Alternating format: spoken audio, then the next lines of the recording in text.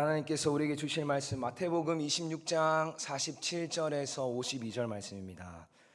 말씀하실 때에 12 중에 하나인 유다가 왔는데 대제사장들과 백성의 장로들에게서 파송된 큰 무리가 칼과 몽치를 가지고 그와 함께 하였더라.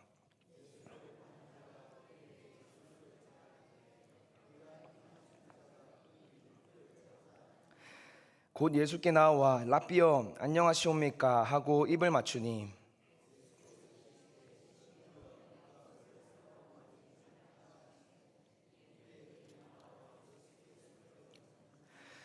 예수와 함께 있던 자 중에 하나가 손을 펴 칼을 빼어 대제사장의 종을 쳐 그 귀를 떨어뜨리니, 함께 읽겠습니다. 이에 예수께서 이르시되 내 칼을 도로 칼집에 꽂으라. 칼을 가지는 자는 다 칼로 망하느니라. 아멘. 오늘 이 본문은 우리가 잘 알고 있는 본문입니다. 예수님의 제자였던 가롯 유다가 예수님을 팔아 넘기는 장면입니다. 유다는 예수님을 팔았고 유다와 함께 온 무리들이 예수님을 잡아가려고 합니다. 하지만 51절 예수와 함께 있던 자 중에 하나가 칼을 뽑아 유다의 무리 중 한 사람의 귀를 잘라버립니다. 이 마태복음에서는 귀를 자른 자가 누구인지 언급하고 있지 않지만 같은 사건이 등장하는 요한복음 18장에서는 이 사람이 베드로라는 것을 언급해주고 있습니다. 여러분, 베드로가 이렇게 귀를 잘라버린 이유는 베드로에게 직감적인 느낌으로 딱 왔던 것이죠. 예수님께서 46절에 나를 파는 자가 가까이 왔도다 말씀하시고 47절에서는 유다와 함께 왔던 그 무리들이 칼과 몽둥이를 들고 엄숙한 분위기로 접근했기 때문에 이들이 지금 예수님을 잡아가려고 하는구나 라는 생각을 아마도 충분히 했을 것입니다. 그래서 베드로는 순식간에 칼을 뽑고 귀를 베어버리는 것이죠. 이렇게 귀를 베어버리는 베드로의 행동에는 화가 담겨 있습니다. 내 스승 예수님을 잡아간다는 것에 대한 분노, 이렇게 예수님이 끌려가시면 앞으로 우리는 어려운 상황을 맞이하게 될 것이라는 것에 대한 화가 담겨 있습니다. 하지만 예수님께서는 이런 베드로의 행동을 보시고 우리 베드로야, 나를 지켜줬구나, 참 잘했다 라고 말씀하시지 않으십니다. 오히려 혼내시는 분위기에 좀 더 가깝지 않나 싶은데요. 52절 말씀, 예수님께서 말씀하십니다. 칼을 도로 칼집에 꽂아 넣으라. 누가복음에서는 예수님께서 참아라 하고 말씀하셨다 이렇게 나와 있습니다.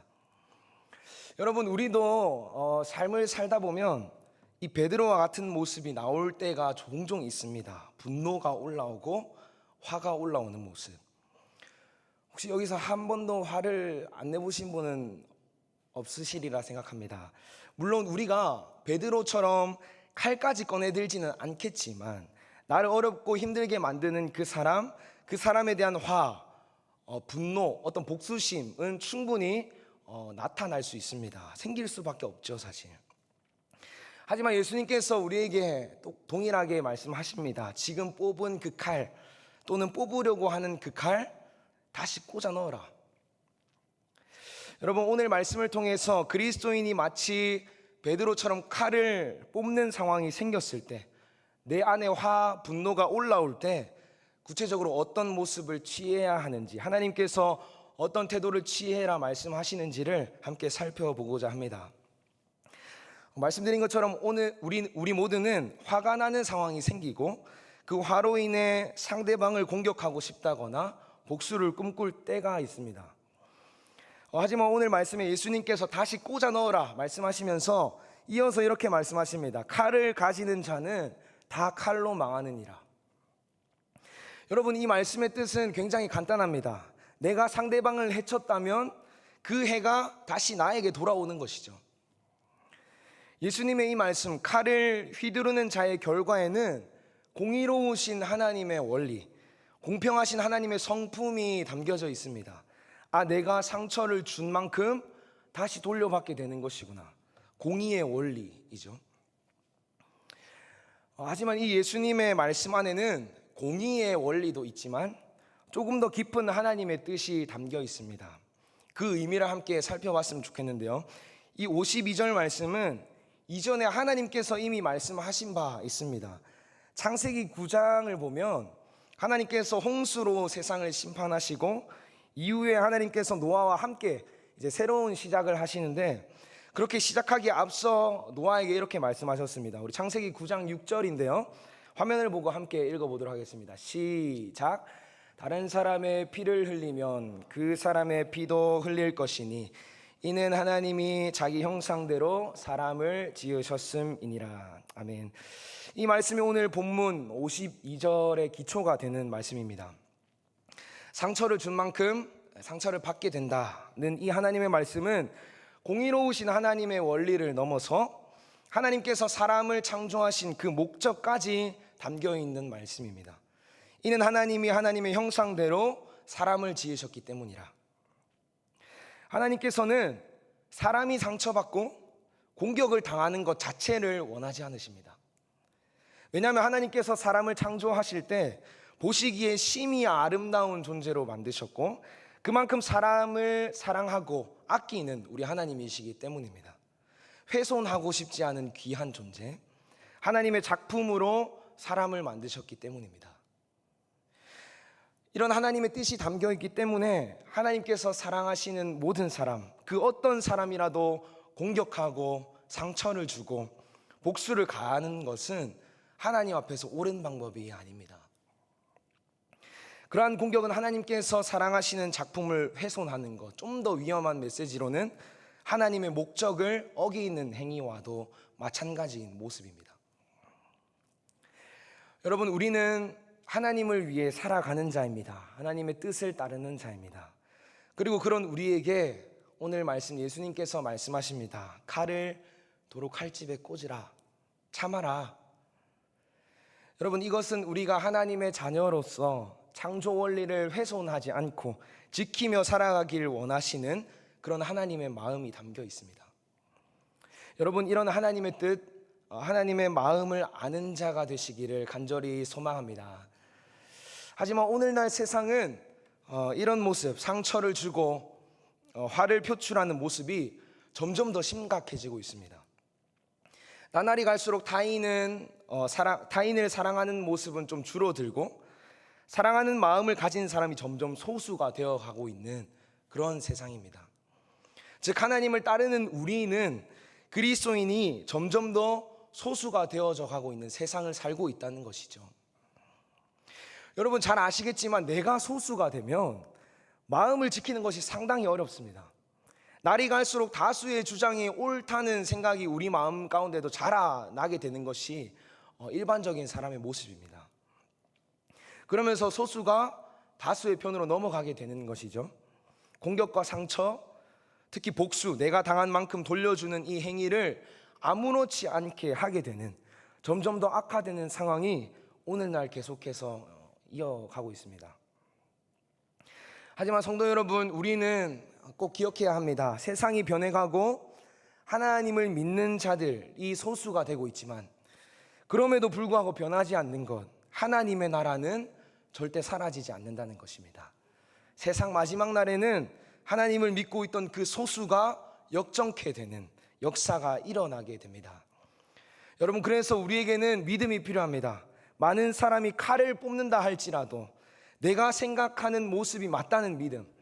다수가 칼을 뽑지만 나는 하나님의 뜻을 지켜서 뽑지 않겠다는, 칼을 뽑지 않겠다는 믿음. 하나님 나라가 임하고 역전케 되리라는 그 믿음이 우리에게 필요한 줄 믿습니다. 하나님을 사랑하는 우리는 내가 사랑하는 하나님의 뜻을 따를 수 있는 모습, 내 개인의 감정과 복수심이 중요한 것이 아니라 하나님을 사랑하는 마음으로 하나님을 선택하는 것이죠. 사랑하는 성도 여러분, 저는 여기에 있는 모든 성도 여러분들이 하나님을 믿는 자, 그리고 하나님을 사랑하는 자인 줄 믿습니다. 하나님의 나라를 꿈꾸는 자로서 내 칼을 도로 칼집에 꽂으라 라는 이 말씀에 순종할 수 있는 자 되길 간절히 소망합니다.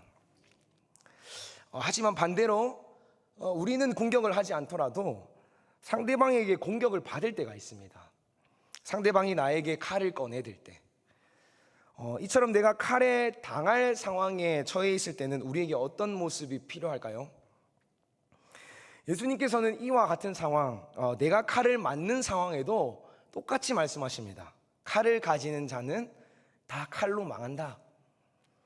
조금 더 와닿게 이 말씀을 보기 위해서 다른 말씀 구절로 한번 봤으면 좋겠는데요.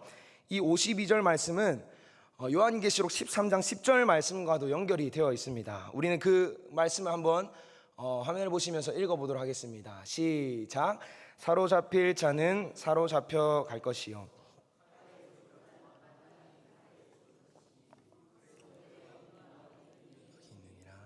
아멘. 여러분, 이 말씀은 칼을 휘두르는 자의 결과를 말하기보다는 그 휘두르는 칼을 맞게 될 사람들에 대해서 말하는 말씀입니다. 칼을 맞게 될 자는 마땅히 칼에 맞아라, 칼에 맞아서 죽어라 말하고 있습니다. 이어서 말합니다. 그렇게 칼을 맞는 것이 성도들의 믿음과 인내와 연관되어 있다. 여러분, 이 모습에서도 성도의 믿음을 강조하고 있는데요. 사랑하는 성도 여러분, 여러분은 하나님을 믿으십니까? 하나님을 믿는 믿음이 여러분들 안에 있습니까?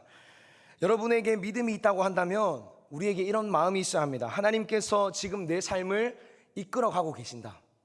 내가 살면서 마주하게 되는 그 모든 순간들 하나하나가 하나님께서 이끄시는 길이구나, 하나님께서 계획하신 길이구나 라고 생각할 수 있는 그 마음.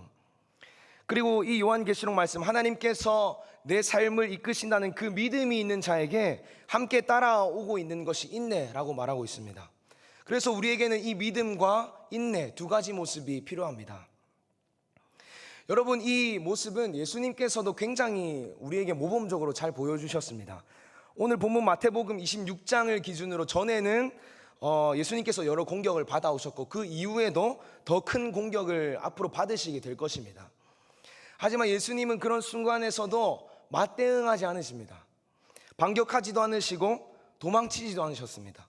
계속 당하고만 계시는데 그럼에도 불구하고 인내하며 계속 걸어가셨습니다.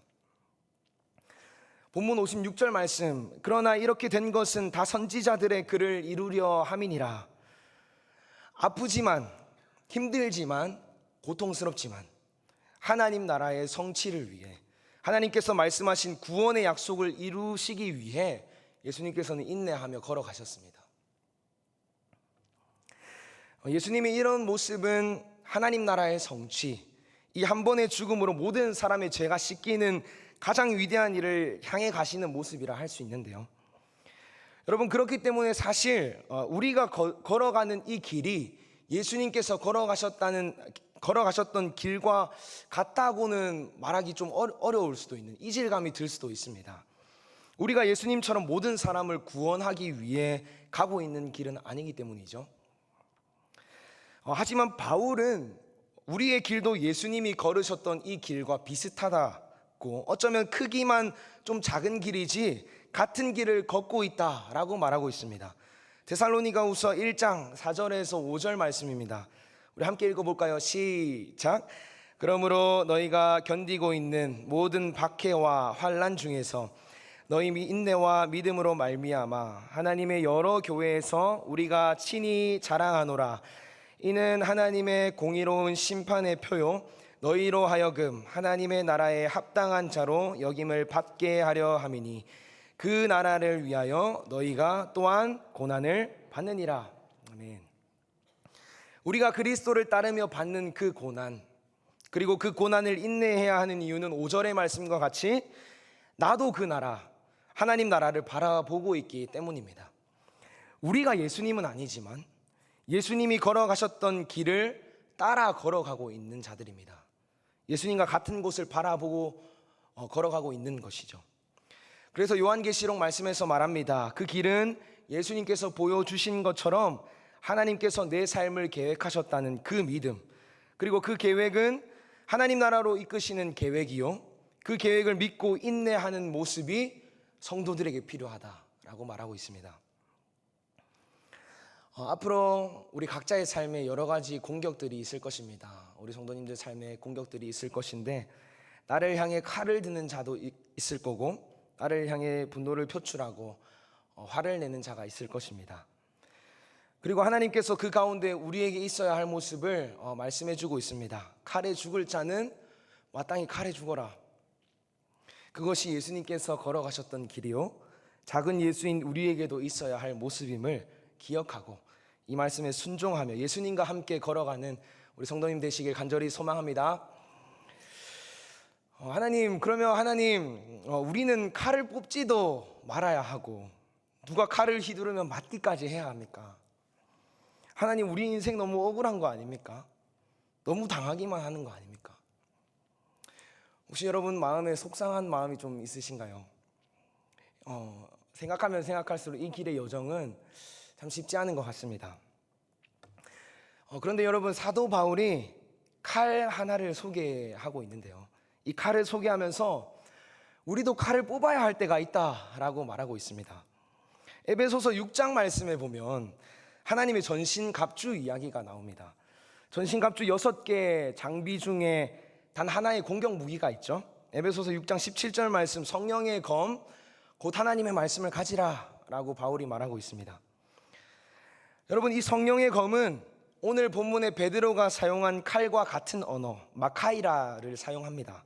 성령의 검, 하나님의 말씀을 가지라.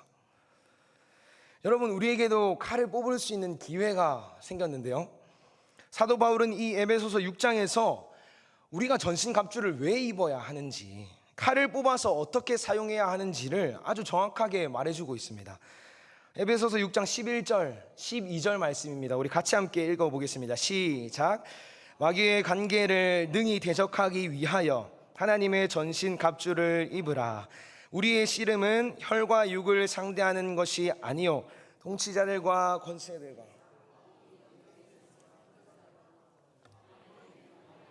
상대함이라. 아멘. 우리가 이 칼을 써야 하는데 그 칼을 쓰는 대상은 지금 내 눈앞에서 나를 화나게 하고 나에게 칼을 뽑는 그 사람이 아니다. 우리 눈에 보이지 않는 영적인 것들, 악한 세력들이 있는데 그 세력들과 싸우기 위해서 우리는 칼을 뽑아야 한다. 그 영적 악한 마귀들을 향해 칼을 뽑으라 말하고 있습니다. 즉 지금 우리 삶에서 일어나는 그 모든 일, 나를 어렵게 만드는 그 모든 일이 그저 세상에서 일어나는 일이 아니라 영적 세계에서 우리가 하나님께 나아가지 못하도록 막으려고 하는 악한 마귀들의 방해, 괴롭힘을 말하는 영적 전쟁이라는 것입니다.